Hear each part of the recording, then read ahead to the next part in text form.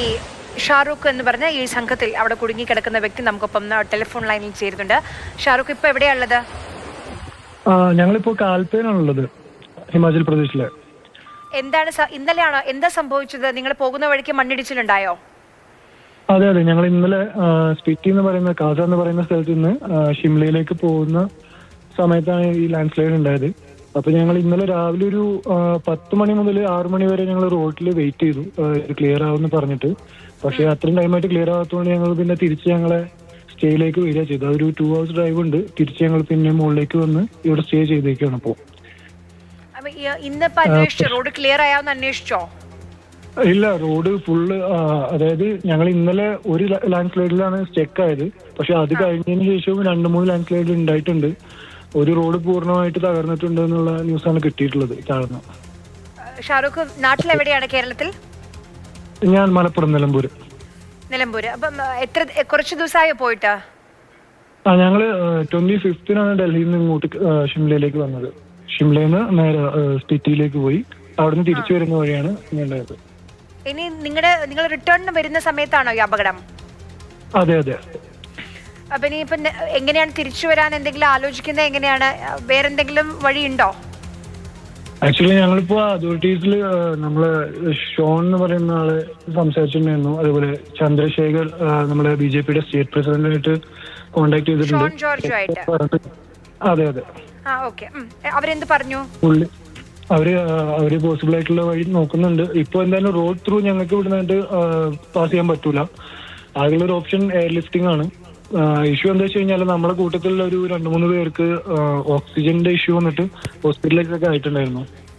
അപ്പൊ അതും ഒരു ഇഷ്യൂ ആണ്. നിൽക്കുന്ന ഈ സ്റ്റേ ഓക്കെ ആയ സ്ഥലമാണോ അവിടെ?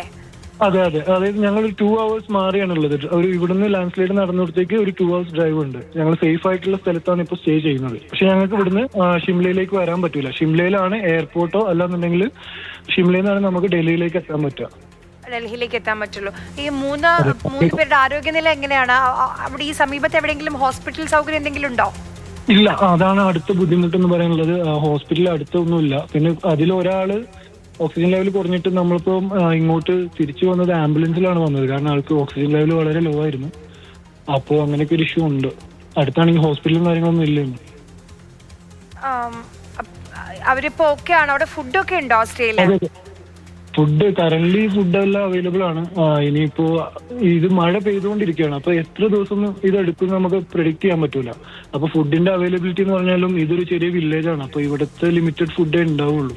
അത് കഴിഞ്ഞു കഴിഞ്ഞാൽ എന്ത് ചെയ്യും എന്നുള്ള ടെൻഷൻ ഉണ്ട്. നിങ്ങളുടെയൊക്കെ റിട്ടേൺ ഫ്ലൈറ്റ് ആയിരുന്നു അതോ ബൈ ട്രെയിൻ ആയിരുന്നു തിരിച്ചു വരാൻ നോക്കിയിരുന്നേ? ബൈ ഫ്ലൈറ്റും ട്രെയിനും എല്ലാം ഉണ്ടായിരുന്നു. അതെല്ലാം ക്യാൻസൽ ചെയ്യേണ്ടി വന്നു അല്ലേ? കാരണം ഇന്ന് രാവിലെ ഡൽഹിയിൽ റീച്ച് ആവേണ്ട ആൾക്കാരായിരുന്നു. പക്ഷെങ്കിൽ ഇന്നലെ ഞങ്ങളവിടെ സ്റ്റക്ക് ആയി പോയി. ഇപ്പൊ ഇന്നും ഇറങ്ങാൻ പറ്റില്ല. അതേപോലെ തന്നെ നെറ്റ്വർക്കിന്റെ ഇഷ്യൂ ഉണ്ടായിരുന്നു. ഇന്നലെ മൊത്തത്തിൽ നെറ്റ്വർക്ക് കട്ടായിരുന്നു. ഇന്നലെ ഞങ്ങൾക്ക് ആരും കോൺടാക്ട് ചെയ്യാനൊന്നും പറ്റിയിട്ടുണ്ടായിരുന്നില്ല. വീട്ടിലേക്ക് വിളിച്ചോ? വീട്ടിലേക്ക് കാര്യങ്ങൾ അറിയിച്ചോ?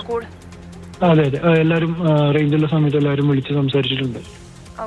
ഈ നോർക്കയെ ബന്ധപ്പെട്ടിരുന്നോ ഷാറൂഖ്? നിങ്ങൾ ആരെങ്കിലും നോർക്കയിലേക്ക് കോണ്ടാക്ട് ചെയ്തിട്ടില്ല അല്ലെ? അപ്പൊ നമ്മള് നോർക്കയിൽ അറിയിക്കാൻ നോക്കുക. കുറച്ചും കൂടി അവർക്ക് കാര്യങ്ങൾ സഹായിക്കാൻ പറ്റുമെന്ന് തോന്നുന്നു. പേര് വിവരങ്ങൾ അവിടേക്ക് നോർക്കയിലേക്ക് കൊടുക്കാം ഷാറൂഖ്. സേഫ് ആയിട്ടിരിക്കും. Thank U.